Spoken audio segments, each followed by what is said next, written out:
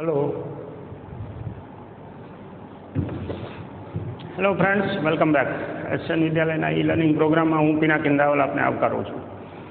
મિત્રો, આજે આપણે નવું ચેપ્ટર ભાગ 2 નું શરૂ કરશું। લાસ્ટ ટાઈમ આપણે ગુરુત્વાકર્ષણ છે એની દરેક બાબતો છે એને આવરી લીધી છે, એટલે હવે ચેપ્ટર નંબર 9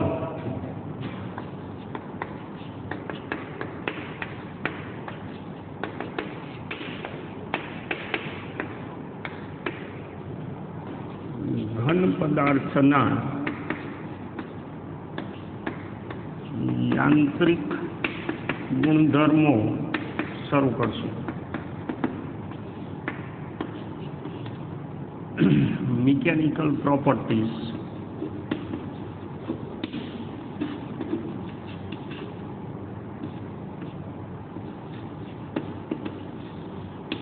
ઓફ સોલિડ્સ।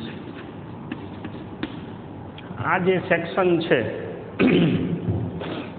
એ બંધારણીય ગુણધર્મોને લગતું છે, એટલે ચેપ્ટર 9માં આપણે ઘન પદાર્થોની ચર્ચા કરશું, ત્યારબાદ આપણે પ્રવાહીની ચર્ચા કરશું, અને વાયુના ગુણધર્મો જે છે એની ઓલરેડી આપણે વાત કરી દીધી છે, બીજો જે આપણો પાઠ ચાલુ છે એમાં। હવે અહીંયા આપણે આ જે મિકેનિકલ યાંત્રિક શબ્દ છે એનો અર્થ ગતિને લગતું એવું નથી કરવાનું, કારણ કે આગળના પાર્ટમાં આપણે યાંત્રિક શબ્દનો અર્થ એવો કરેલો છે મિકેનિકલનો, મિકેનિક્સનો પર્ટિક્યુલરલી યંત્રશાસ્ત્ર, તો એમાં ગતિને લગતી ચર્ચા આવે, અને અહીંયા મિકેનિકલનો મતલબ સમજવાનો છે આપણે સ્ટ્રક્ચરલ પોઈન્ટ ઓફ વ્યૂ। વાત કોની કરવી છે આપણે? ઘન પદાર્થો। હવે ઘન પદાર્થ એટલે શું? જે પદાર્થની 3 સ્થાયી અવસ્થા છે, મૂળભૂત સ્થાયી અવસ્થા, ઘન, પ્રવાહી, વાયુ, તો એમાંથી આપણે આની ચર્ચા કરવી છે। ઘનની ખાસિયત શું છે? જે પદાર્થની અંદર આંતર ઘટક અંતર લઘુત્તમ અને આંતર ઘટક બળો મહત્તમ હોય એને ઘન પદાર્થ કહેવાય।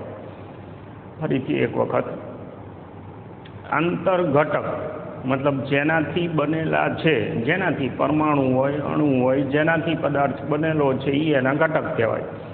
તો આંતર ઘટક અંતર મતલબ 2 અણુ અથવા પરમાણુ વચ્ચેનું અંતર ઓછામાં ઓછું હોય, અને આંતર ઘટક બળ વધુમાં વધુ હોય એને આપણે ઘન પદાર્થ બોલીએ। આંતર ઘટક બળ વધુમાં વધુ, અંતર ઓછામાં ઓછું। હવે એક વ્યાખ્યા પહેલાં કરેલી છે, સ્પષ્ટીકરણ થોડુંક કરી લઈ। ઘન પદાર્થ અને ગતિ જ્યારે ચર્ચા કરતા હતા આપણે, ત્યારે એક વ્યાખ્યા કરેલી છે દ્રઢ પદાર્થ, રિજિડ બોડી। તો રિજિડ અને સોલિડમાં પાયાનો તફાવત છે, એને ધ્યાનમાં લઈ લઈએ આપણે। આ ગતિ માટે સરળતા ખાતર આપણે કલ્પના કરેલી છે દ્રઢ પદાર્થ, જે પદાર્થમાં આંતર ઘટક અંતર કોઈ પણ સંજોગોમાં બદલાય નહીં એને આપણે રિજિડ બોડી કીધું છે। એકચ્યુઅલમાં વ્યવહારમાં એવો કોઈ પદાર્થ હોય જ નહીં, બહુ સ્વાભાવિક છે, કારણ કે જ્યારે તમે પદાર્થને બળ આપો એવી રીતે આપો કે જેથી કરીને એનામાં વિકૃતિ ન આવે તો એને દ્રઢ કહેવાય। વિકૃતિ ન આવે, લાઈક આ પદાર્થ છે એને હું બળ આપું, ખેંચું, આનામાં વિકૃતિ ન આવે તો એને દ્રઢ કહેવાય। પણ બળની માત્રા ઉપર વાત જાય, તમે અપાયેલું બળ છે એની માત્રા વધારી દો તો ગમે તે પદાર્થમાં વિકૃતિ આવે। લોખંડનો સળિયો ઇવન હોય એને તમે ખેંચો એટલે 2 અણુઓ વચ્ચેનું અંતર છે એ વધવાનું છે। શરત એટલી કે એમને પકડી રાખનાર જે પરિબળ છે, આંતર આણવીય બળ અથવા આંતર પરમાણવીય બળ, એના કરતાં તમે વધુ બળ આપો એટલે સ્વાભાવિક છે કે તમારું બળ છે એ પરિણામી વધી જાય, અને ઓલા 2 અણુઓ વચ્ચેનું અંતર પછી વધશે, અને જો એ અંતર વધે તો ભૌમિતિક પરિમાણમાં વધારો થાય, જેને વિકૃતિ કહેવાય। આપણે વધારે સ્પષ્ટ વ્યાખ્યા કહેશું પણ વિકૃતિ થાય અથવા પદાર્થમાં વિરૂપણ આવે, ડિફોર્મેશન આવે. હવે એ ડિફોર્મેશન એની લેન્થનું હોય, ક્ષેત્રફળનું હોય, કદનું હોય, આકારનું હોય, આવું હોઈ શકે. સ્પષ્ટ વ્યાખ્યા હમણાં કરશું આપણે. પણ કહેવાનો મતલબ એ કે વ્યવહારમાં કોઈ પદાર્થ દ્રઢ છે નહીં. એનો અર્થ એવો થયો કે બધા જ પદાર્થ છે એ ઘન છે. એટલે બધા જ નહીં હો, પાછા વાયુ ને પ્રવાહી એને એક બાજુ મૂકી દે, આપણે ખાલી સોલિડની જ વાત કરી છે. તો એ ઘન પદાર્થ જે છે એમાં વિરૂપણ શક્ય છે. બળની માત્રા તમે વધારો એટલે એનામાં વિરૂપણ આવે. તો હવે આનો અભ્યાસ આપણે કરવાનો છે, પર્ટિક્યુલરલી સ્ટ્રક્ચર પોઈન્ટ ઓફ વ્યૂથી, બંધારણીય બાબતોને ધ્યાનમાં રાખી. હવે આ કોના જેવું છે? માનો કે એક રબર છે આપણી પાસે, રિંગ, એને તમે ખેંચો એટલે એમાં ઇઝીલી દેખાય આપણને, એને તમે ખેંચો એટલે એની લંબાઈમાં વધારો થાય. તમે વિરૂપક બળ શબ્દ આપણે આવો વાપરશું, વિરૂપક બળ મતલબ વિરૂપણ કરી શકે એવું બળ. એટલે અહીંયા ગતિની કોઈ ચર્ચા જ નથી, વિરૂપક બળ. હવે વિરૂપક બળ કઈ રીતે દેવું પડશે? આવી રીતે, બરોબર ને? તમારે એક સાઈડ પકડી રાખવું પડે, એની તરફ ગતિની વાત થઈ જાય, જે આપણે ઓલરેડી કરી લીધી છે. તો હવે શું થયું? એક છેડો હું પકડી રાખું અને બીજા છેડાથી હું આને ખેંચું એટલે લંબાઈમાં વધારો થાય. જો હું વિરૂપક બળ છોડી દઉં તો પદાર્થ છે એ મહદ અંશે, શબ્દ ધ્યાનમાં રાખજો, મહદ અંશે મૂળ આકાર ધારણ કરવાનો પ્રયત્ન કરે. મૂળ આકાર ધારણ કરવાનો પ્રયત્ન કરે. જસ્ટ એવી જ વસ્તુ મને સ્પ્રિંગમાં પણ દેખાય. સ્પ્રિંગ જે હોય તમારી પાસે, એને તમે ખેંચો એટલે એની લંબાઈમાં વધારો થાય. તમે એ બળ મૂકી દો એટલે એનો મૂળ આકાર ધારણ કરવાનો પ્રયત્ન કરે. મૂળ આકાર આવશે જ એવું આપણે નથી કહેતા, પણ મૂળ આકાર ધારણ કરવાનો પ્રયત્ન કરે. તો આ જે ગુણધર્મ છે, સ્થિતિસ્થાપકતાનો ગુણધર્મ કહેવાય, ઇલાસ્ટિસિટી. કયો ગુણધર્મ? એક વખત ફરીથી સ્પષ્ટ કરી લઈ. પદાર્થને અપાયેલ વિરૂપક બળ દૂર કરતા પદાર્થ પોતાનો મૂળ આકાર ધારણ કરવાનો પ્રયત્ન કરે. આકાર અથવા મૂળ સ્થિતિ બંને ચાલે. એને સ્થિતિસ્થાપકતા શબ્દ પોતે જ એવું કહે છે કે એની જે સ્થિતિ હતી એ પાછી સ્થાપિત કરવાનો પ્રયત્ન કરે. એ જે ગુણધર્મ છે એને સ્થિતિસ્થાપકતાનો ગુણધર્મ કહેવાય.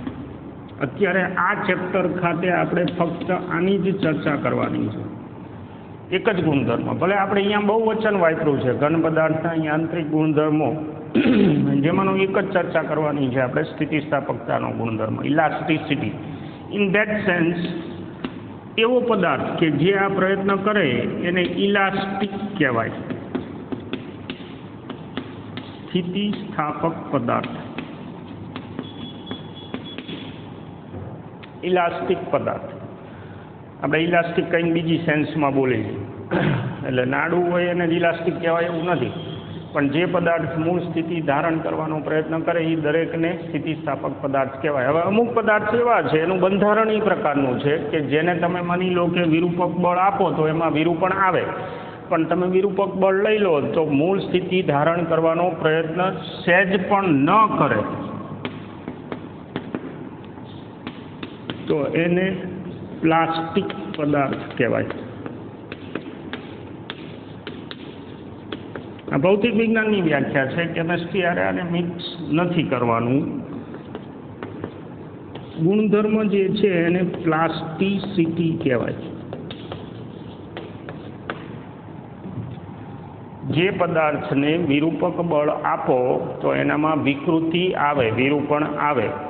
તમે વિરૂપક બળ છે એ દૂર કરો તો એ મૂળ સ્થિતિ ધારણ કરવાનો પ્રયત્ન જો કરે તો એને સ્થિતિસ્થાપક કહેવાય. જો એ મૂળ સ્થિતિ ધારણ કરવાનો પ્રયત્ન જ ન કરે તો એને અસ્થિતિસ્થાપક અથવા પ્લાસ્ટિક કહેવાય.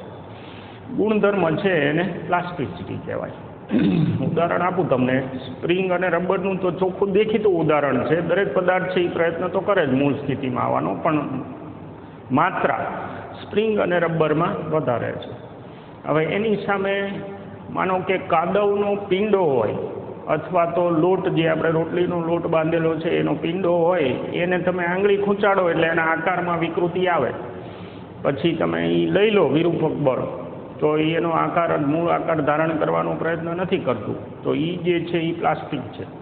પ્લાસ્ટિક એટલે ઓલું પ્લાસ્ટિક નહીં, પણ એવો પદાર્થ કે જે મૂળ સ્થિતિ ધારણ કરવાનો પ્રયત્ન નથી કરતો. Got it? શબ્દ ક્લિયર કરી નાખશું બે આપણે. હવે સ્થિતિસ્થાપકતાનો અભ્યાસ કરવાનો શું કામ? તો કોઈ પણ પદાર્થ માટે એના આ ગુણધર્મનો અભ્યાસ સ્ટ્રક્ચરલ ડિઝાઇનિંગ માટે કરવાનો થાય છે.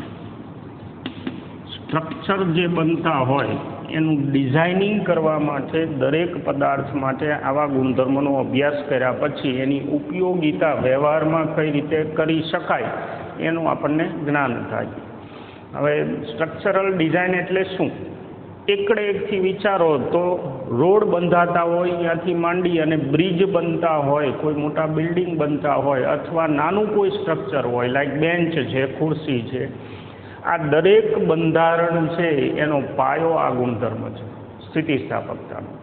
તમને ખ્યાલ છે કે અમુક પદાર્થો જે છે એ બરડ હોય છે, ભટકી જતા. તો એ શું કામ ભટકી જાય છે? અમુક પદાર્થો છે એને તાણો તોય તૂટતા નથી, શું કામ એવું થાય છે?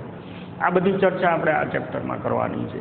અમુક સ્ટ્રક્ચર જે છે એ આઈ શેપના શું કામ હોય છે? લાઈક મોટા બંધારણ હોય બિલ્ડિંગ, તો એમાં બીમ કોલમ સિસ્ટમ બધી આઈ આકારની હોય. હવે માર્ક કરજો, આવો શેપ હોય.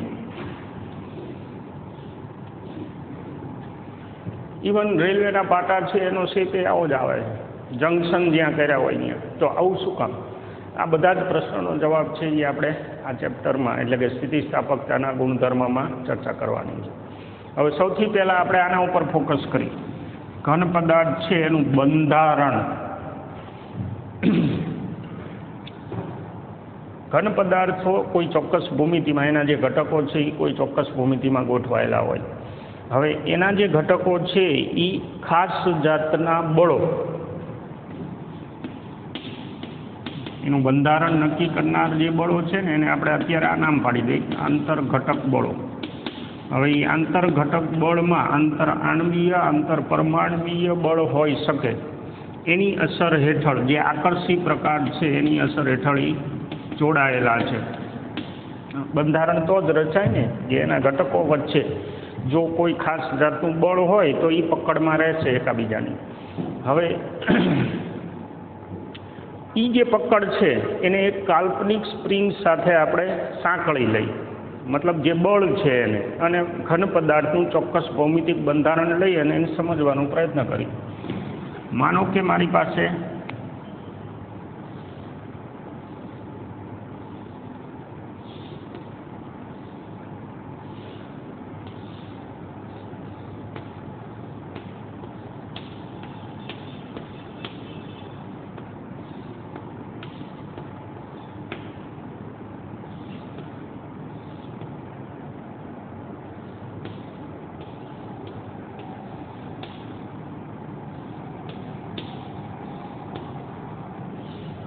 આવું કોઈ બંધારણ છે.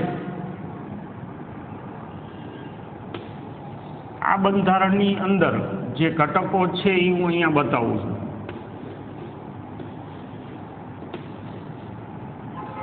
એટલે જરૂરી નથી આ કોઈ ચોક્કસ પ્રકારનો પદાર્થ છે, એક કાલ્પનિક મોડેલ આપણે વિચારી છીએ. હવે એમાં જે સ્પેસિંગ છે બે ઘટકો વચ્ચેનું, એ સ્પેસિંગને આપણે કોઈ ખાસ જાતના બળ વડે બતાવી તો એ ખાસ જાતનું બળ છે એને એક સ્પ્રિંગ તરીકે લઈ શકાય. આવી રીતે આ બધા સ્પ્રિંગ વડે જોડાયેલા છે એવું વિચારી લઈએ આપણે.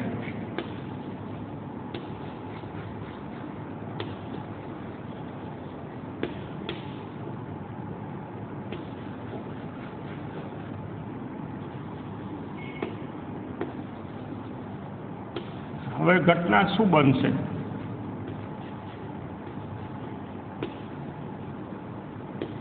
આ રીતની પોઝિશન છે, બધા એકબીજા સાથે સ્પ્રિંગ વડે જોડાયેલા છે.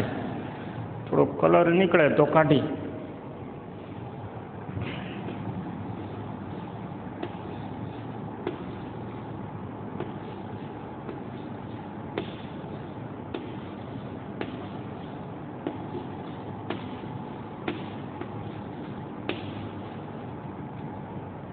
હવે જે કંઈ આ ઘટકો જોડાયેલા છે સ્પ્રિંગ વડે, એને તમે આ બોલ છે બધા એવું માની લો, અને વચ્ચે વચ્ચે સ્પ્રિંગ જોડેલી છે.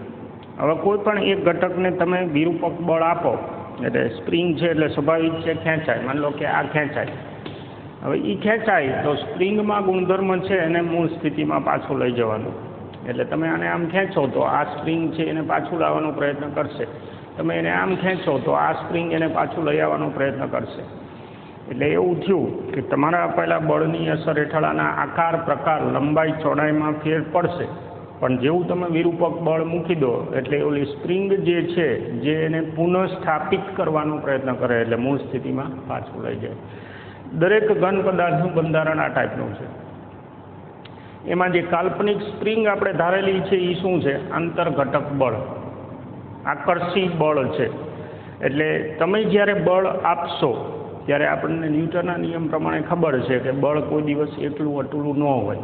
એટલે તમે જ્યારે બળ આપો ને ત્યારે પ્રત્યાઘાતી ખાસ જાતનું બળ અંદર ઉદ્ભવે, જેને પુનઃસ્થાપક બળ કહેવાય, રેસ્ટોરિંગ ફોર્સ છે. એ શું? પ્રત્યાઘાતી. એનું મૂળ ક્યાં પડ્યું છે? બે ઘટકોને જોડનાર જે મૂળભૂત બળ હતું, બંધારણીય મૂળભૂત બળ, એમાં પડ્યું છે. એટલે તમે જ્યારે બળ આપો ત્યારે એ બળ તરત અસ્તિત્વમાં આવે. તમે જ્યારે તમારું બળ છોડી દો ત્યારે એની અસર હેઠળ મૂળ સ્થિતિ પેલો ઘન પદાર્થ છે એ પ્રાપ્ત કરે. આ પ્રત્યાઘાતી કોઈ પણ બળ હોય એની એક મર્યાદા હોય. આપણને ખબર છે કે પ્રત્યાઘાતી ઓલવેઝ સેલ્ફ એડજસ્ટિંગ હોય. મતલબ કે તમારું બળ છે એ તમે મોટું કરો તો પુનઃસ્થાપક બળ પણ મોટું થાય, પણ એની એક લિમિટ હોય. આ લિમિટની બહાર જાઓ તમે એટલે પછી શું થાય તો કે આ બળ છે એ એની પકડ ગુમાવી દે, અને એની પકડ ગુમાવે એટલે વિરૂપણ, વિકૃતિ દેખાય પદાર્થમાં. હવે એ ચર્ચા આપણે કરવાની છે. હવે આનો સૌથી પહેલો અભ્યાસ છે એ રોબર્ટ હુકે કરેલો છે. એટલે આપણે એ સ્ટેટમેન્ટ પહેલાં જોઈ લઈ.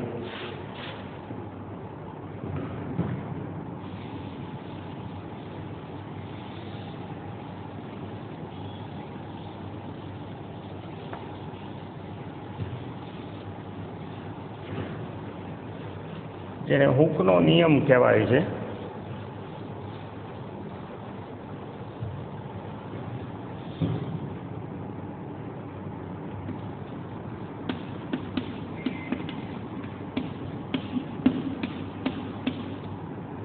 માનો કે તમારી પાસે એક સ્પ્રિંગ છે.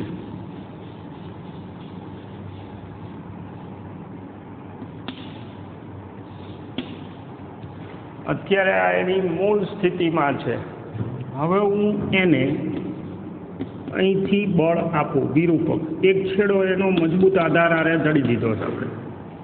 હવે તમે બળ આપો એટલે સ્વાભાવિક છે કે સ્પ્રિંગની લંબાઈમાં વધારો થશે. મતલબ પછીનું પિક્ચર કંઈક આવું હશે. તમારા અપાયેલા બળની અસર હેઠળ સ્પ્રિંગની લંબાઈમાં વધારો થાય. તો હુકે પ્રયોગો દ્વારા એવું સૂચવેલું છે કે ઉદ્ભવતું પુનઃસ્થાપક બળ FR નામ પાડી.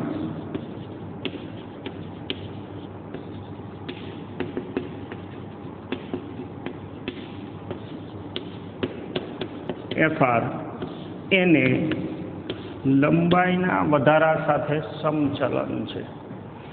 લંબાઈના વધારા ડેલ્ટા L સાથે સમચલન છે.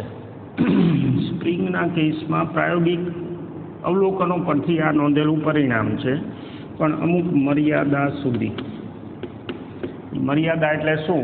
તમને મોજ આવી જાય અને ખેંચો પછી આ સ્પ્રિંગમાંથી વાયર થઈ જાય તો નહીં બગતા, પણ ત્યાં સુધી ઉદ્ભવતું પુનઃસ્થાપક બળ લંબાઈના વધારા સાથે સમચલનમાં હોય. મતલબ કે જેમ તમે લંબાઈ વધારતા જાઓ એમ પ્રત્યાઘાતી બળ છે એ વધતું જશે. ચલન કાઢી નાખો તો આવું લખી શકાય. એમાં જે કે છે સપ્રમાણતાનો અચળાંક, એને વ્યાખ્યાયિત કરી શકાય કે બરાબર FR/Δl. વ્યાખ્યા શું કરી શકાય?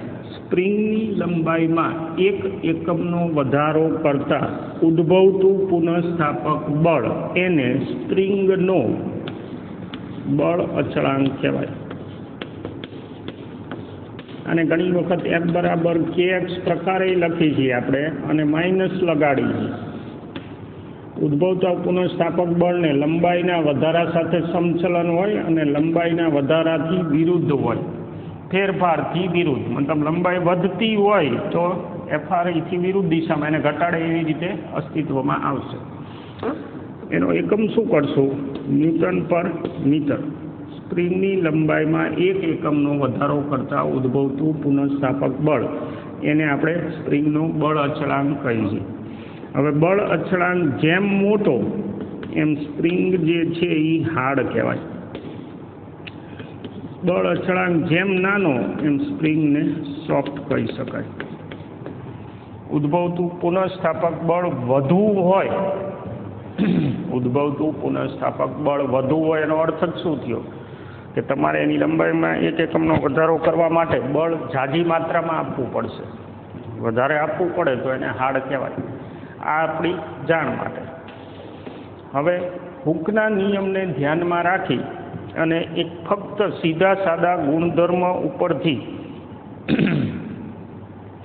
આપણે પહેલાં તો પદાર્થમાં વિરૂપક બળ આપવાથી આવતી વિકૃતિઓ, વિરૂપક બળ આપવાથી પદાર્થમાં આવતી વિકૃતિઓ અને એમાંથી ઉદ્ભવતા પુનઃસ્થાપક બળો એના સંબંધોને વ્યાખ્યાયિત કરવાના છે.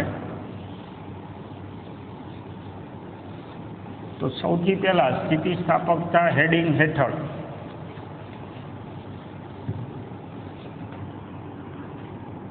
બે પદ આપણે ભણવાના છે. એક છે વિકૃતિ અને બીજું છે પ્રતિબળ. આ બે વસ્તુ ખાસ આમાં ડિટેલમાં ચર્ચા કરવાની છે દરેક પદાર્થ માટે, કે તમે વિરૂપક બળ આપો તો પદાર્થમાં વિકૃતિ કેવી રીતે આવશે અને એમાં ઉદ્ભવતા પુનઃસ્થાપક બળો કઈ રીતે હશે, કયા સંબંધમાં હશે, એમાં આપણે આના ઉપર ફોકસ કરી. વિકૃતિ ધેટ ઇઝ સ્ટ્રેન અને પ્રતિબળ ધેટ ઇઝ સ્ટ્રેસ.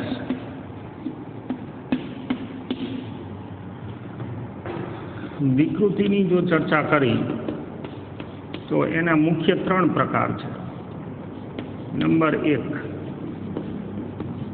પ્રધાન વિકૃતિ, આકાર વિકૃતિ અને કદ વિકૃતિ. પ્રધાન વિકૃતિ, આકાર વિકૃતિ અને કદ વિકૃતિ.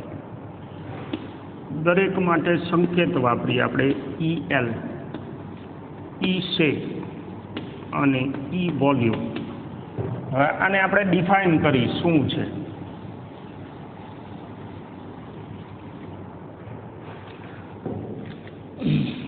વિકૃતિનો સૌથી પહેલો પ્રકાર પ્રધાન વિકૃતિ. નંબર 1.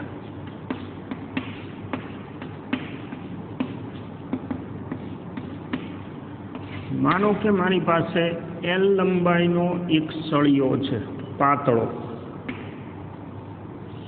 એનો એક છેડો મજબૂત આધાર આરે આપણે જડી દઈ અને બીજો છેડો ઓપન છે. હવે હું આ છેડા પર લંબાઈને સમાંતર બળ આપું. લંબાઈને સમાંતર ઘટના શું બનશે? જો મારું બળ પૂરતું હોય, આમ જો તો સંતુલન છે, ગતિના સંદર્ભમાં સંતુલન છે. શું કામ? અહીંથી તમે આને બાંધી દીધું છે. એટલે જો હું આ બળ આપું તો આની લંબાઈમાં વધારો થશે. એક વસ્તુ આરે નોંધી લઈએ આપણે, લંબાઈમાં વધારો થાય પણ સળિયાનું આડછેદ જે છે એ ઓછું થશે. બહારથી ક્યાંયથી દ્રવ્ય ન આવે ને, તમે એને ખેંચો એટલે લંબાઈ વધે પણ દુબળો થાય સળિયો. તો આ જે ભાગ છે ડેલ્ટા એલ, એ એની લંબાઈમાં થતો વધારો છે.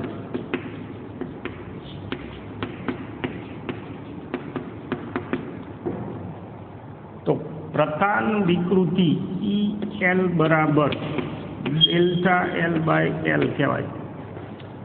લંબાઈમાં થતો ફેરફાર છેદમાં ઓરિજિનલ લંબાઈ.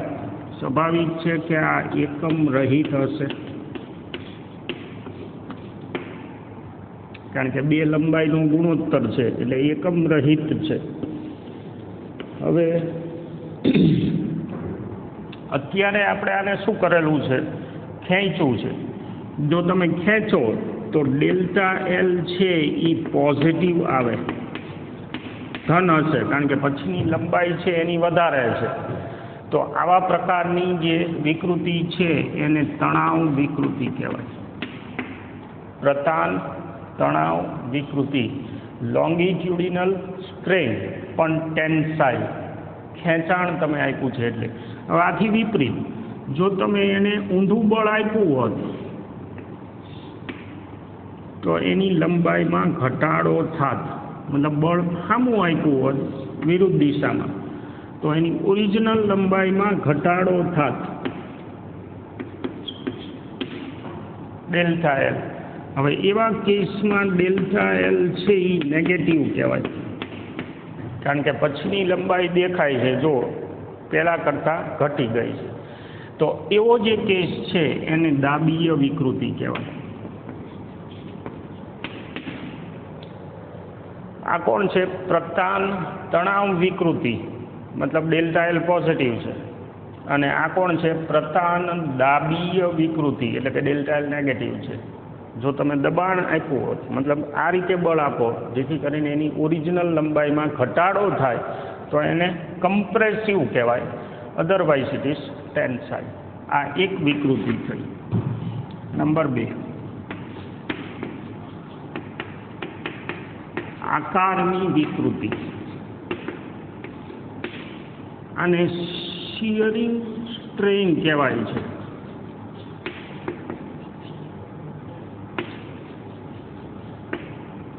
શિયરિંગ સ્ટ્રેન આ લોંગિટ્યુડિનલ છે.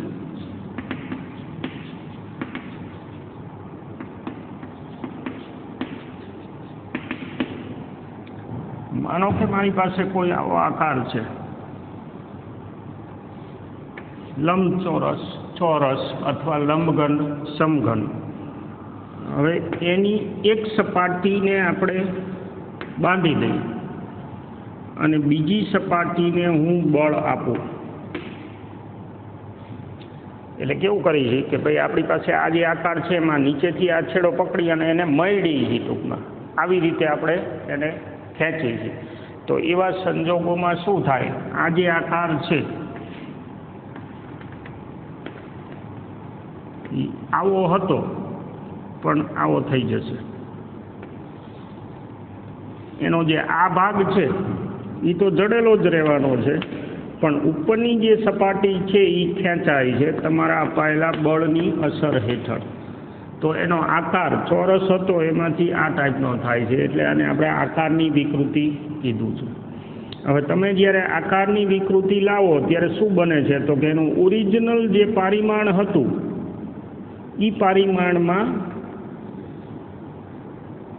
સંદર્ભ જો એની ઓરિજિનલ હાઇટ લઈ લે, હાઇટ અથવા તો આને એચ અથવા તો એલ ગમે તે કહી દઈ, ટેક્સ્ટબુકવાળા એલ કહે છે. આ જે અંતર છે એને જો હું એક્સ કહી દઉં તો એનો આકાર થીટા જેટલો મયડાય છે, મતલબ આકારમાં એટલી વિકૃતિ આવે છે. તો ટેન થીટા જે છે એની વ્યાખ્યા આકૃતિ ઉપરથી x/h. હવે આ ખૂણો છે એ કંઈ 25-50 ડિગ્રી નો હોય. ઘન પદાર્થના કિસ્સામાં આ લગભગ નહીવત જેવું હોય, એટલે કે આને થીટા કહી દઈએ આપણે. ઓરિજિનલ પરિમાણની સાપેક્ષમાં આકાર કેટલો બગડ્યો એનું જે માપ આવે છે એને આપણે આકારની વિકૃતિ શિયરિંગ સ્ટ્રેન કીધું છે. મતલબ આ પોતે ES છે. વન્સ અગેન આ પદ છે એ પરિમાણ રહિત જ છે, કારણ કે સ્વાભાવિક છે કે 2 મીટરના આંકડા છે, એટલે એને આપણે શિયરિંગ સ્ટ્રેન કીધું છે. આકારની વિકૃતિ તમે બે કિસ્સામાં જુઓ. અહીંયા બળ કઈ રીતે આપેલું છે? આપણે આ જે F છે, ખાસ ધ્યાન રાખો, લંબાઈને સમાંતર અથવા આડછેદને લંબ. આ જે બળ આપ્યું છે એ તમે જુઓ તો અહીંયા જે આડછેદ હશે, આકાર તો 3D હોય ને, એટલે અહીંયા જે આડછેદ હશે એ આડછેદને સમાંતર બળ આપ્યું છે. મતલબ કે જે આકાર તમારે મરોડવાનો છે એને સ્પર્શકની દિશામાં આપણે બળ આપ્યું છે, અને પેલું બળ છે એ આપણે આડછેદને લંબ આપેલું છે. બે વિકૃતિ કયા સંજોગોમાં આવશે એની આપણે વાત કરીએ. નંબર 3, કદ વિકૃતિ. માનો કે આવો કોઈ પદાર્થ છે આપણી પાસે 3D, એને બધી બાજુથી આપણે બળ આપી તો એના કદમાં ફેરફાર થશે. ધારો કે એનું પ્રારંભિક કદ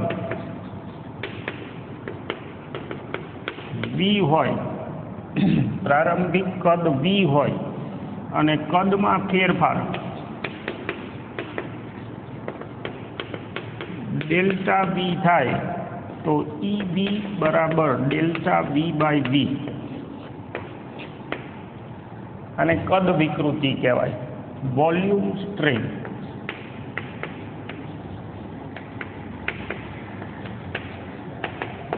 કદની વિકૃતિ આ એકમ રહિત છે, મતલબ વિકૃતિ 3 માંથી ગમે તે હોય. ઓરિજિનલ પરિમાણની સરખામણીમાં એના સંદર્ભ પરિમાણ કઈ રીતે બદલાય છે એનું જે મેઝરમેન્ટ આવે એને આપણે વિકૃતિ તરીકે વ્યાખ્યાયિત કરેલું છે. હવે આમાં આપણે શું થીટા શું કામ લીધો? લંબાઈ માપી શકાય, કદ માપી શકાય, પણ આકાર માપી ન શકાય. એટલે આપણે મૂળ આકારની સાપેક્ષમાં કેટલું બગડ્યું એને આપણે આકારની વિકૃતિ એવું નામ પાડ્યું છે. હવે અહીંયા 2 પ્રકાર આવશે આના, એક તણાવ અને એક દાબી. તણાવ મતલબ જો તમે બધી બાજુથી એને ખેંચતા હોય તો એના કદમાં વધારો થશે, એટલે કે ડેલ્ટા V છે એ પોઝિટિવ હશે, પછીનું કદ વધશે. અને અત્યારે જે મેં આકૃતિ દોરી છે એમાં ડેલ્ટા V છે એ નેગેટિવ આવશે, મતલબ કે પછીનું કદ છે એ ઘટશે. જો એવું થાય તો એને દાબીય વિકૃતિ કહેવાય, અને જો તમે ખેંચો અને પછીનું કદ વધે તો એને તણાવ વિકૃતિ કહેવાય. 3 જાતની વિકૃતિ આપણે વ્યાખ્યાયિત કરેલી છે. બાકી વિકૃતિના પ્રકારો ગમે તે હોય, અભ્યાસ માટે આ 3 વિકૃતિ છે એને આપણે વ્યાખ્યાયિત કરેલી છે. હવે દરેક કિસ્સામાં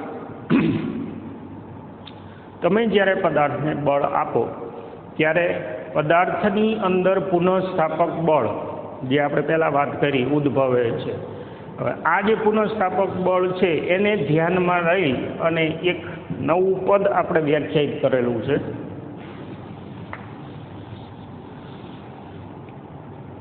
પ્રતિબળ,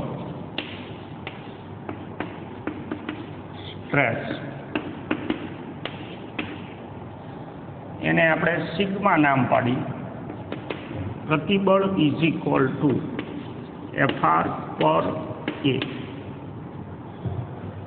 વ્યાખ્યાયિત છે એકમ ક્ષેત્રફળ દીઠ ઉદ્ભવતું પુનઃસ્થાપક બળ. એકમ ક્ષેત્રફળ દીઠ ઉદ્ભવતું પુનઃસ્થાપક બળ એને પ્રતિબળ કહેવાય.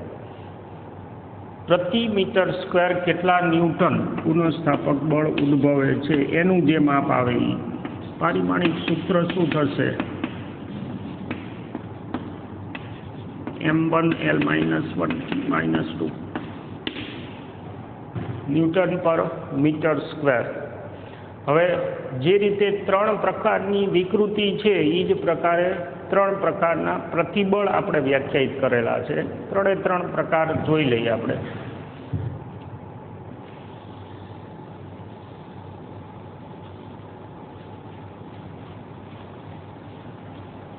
એક ધ્યાનમાં રાખજો, સ્ટ્રેસ જે છે એ પદાર્થમાં ઉદ્ભવે છે.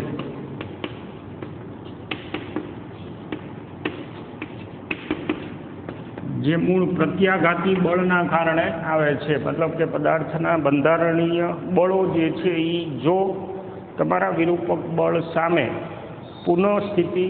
પુનઃસ્થાપક બળ લાગુ પાડે તો પ્રતિબળ અંદર ઉદ્ભવવાનું છે. એક છે પ્રતાન પ્રતિબળ, બીજું છે આકાર પ્રતિબળ અને ત્રીજું છે કદ પ્રતિબળ.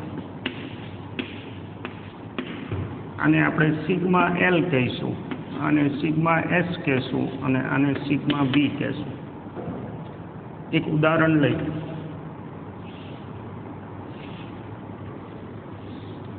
માનો કે એક સળિયો છે. હવે એ સળિયા પર કોઈ એક ચોક્કસ બિંદુએ મેં આ બળ આપ્યું. ધ્યાન રાખજો, બળ છે એ મેસેજ ક્રોસમાં આપ્યું છે, મતલબ પરફેક્ટલી લંબાઈને સમાંતર નથી અને પરફેક્ટલી આડછેદને સમાંતર નથી. આ એનું આડછેદ છે. તો સંદર્ભ સાથે એટલે કે લંબાઈને સમાંતર સંદર્ભ સાથે થીટા કોણે મેં જો બળ આપ્યું હોય તો આ જે છે એ એફ લંબ છે અને આ જે છે એ એફ પેરેલલ છે. આડછેદને ધ્યાનમાં રાખીને એને હું ટી કહી દઉં, ટેન્જેન્શિયલ. તો આ કોના માટે જવાબદાર છે? પ્રતાન વિકૃતિ માટે જવાબદાર છે. અને આ કોણ છે? આકાર વિકૃતિ માટે જવાબદાર છે. દેખાય છે આકૃતિ ઉપરથી કે તમે આમ બળ આપશો એટલે આનો આકાર બગડે છે, આમ બળ આપો એટલે એની લંબાઈ બગડે છે. તો પ્રતાન પ્રતિબળ એટલે શું? એફ લંબ છેદમાં આડછેદ. આડછેદ જેના ઉપર તમે બળ આપ્યું છે એ આડછેદ. સિગ્મા એસ એટલે શું? એફ ટેન્જેન્શિયલ છેદમાં આડછેદ. આડછેદ કોમન રહેશે પણ લેવાનું છે મારે અહીંયા અપાયેલા બળનો સ્પર્શીય ઘટક અને અહીંયા લેવાનો છે અપાયેલા બળનો લંબ ઘટક. કોને? આડછેદને. અને સિગ્મા વી એફઆર છેદમાં એ, કારણ કે અહીંયા તમારે જે બળ દેવાનું છે આ ત્રીજામાં તમે જોઈ લો, અહીંયા જે બળ આપણે આપવાનું છે એ બધી બાજુથી આપવાનું છે એટલે અંદર સમાંગ રીતે પુનઃસ્થાપક બળ ઉદ્ભવે. એ કઈ રીતે હશે? આવું. એટલે કે જો પદાર્થના દરેક બિંદુ પર તમે બળ આપો બધી બાજુથી તો અંદર જે પુનઃસ્થાપક બળ ઉદ્ભવે ભાગ્યા જે આડછેદ તમે ધ્યાનમાં લીધો છે એને લખો એટલે તમને કદ પ્રતિબળ મળે. આને ખાસ કિસ્સા માટે દબાણ કહી શકાય અને પછીના ચેપ્ટરમાં વધારે ચર્ચા કરશું દબાણની, કારણ કે દબાણ આપણે એવી જ રીતે ગણી છીએ કે એકમ ક્ષેત્રફળ દીઠ લાગતું બળ એને આપણે દબાણ કીધું છે. પણ વધુ ચર્ચા આપણે આના પછીના ચેપ્ટરમાં કરશું. અત્યાર પૂરતું એવું કહી શકાય કે દબાણ જે છે એ ખાસ જાતનું કદ પ્રતિબળ છે. કે 3 વિકૃતિ અને 3 પ્રકાર જે વિકૃતિ છે એના જ સંદર્ભમાં આપણે 3 પ્રતિબળ વ્યાખ્યાયિત કર્યા. હવે આમના અંતર સંબંધની આપણે ચર્ચા કરવાની છે, મતલબ અંદરો અંદર એકબીજા સાથે કેવી રીતે જોડાયેલા છે એ પણ એ નેક્સ્ટ લેક્ચરમાં કરશું. એકવાર શાંતિથી તમારે અહીં સુધીનું વાંચવાનું છે. અંદર કંઈ પ્રશ્ન લાગે તો એને નોંધીને રાખશું. થિયરી ખાસ સમજવાની છે. ચેપ્ટર બહુ લાંબુ નથી, નાની એવી ચર્ચા છે. એક જ ગુણધર્મ છે પણ એને ડિટેલમાં આપણે સમજવાનો છે. વધુ ચર્ચા નેક્સ્ટ લેક્ચરમાં કરશું. અત્યારે હું રજા લઉં. Thank you for watching. મળતા રહીશું.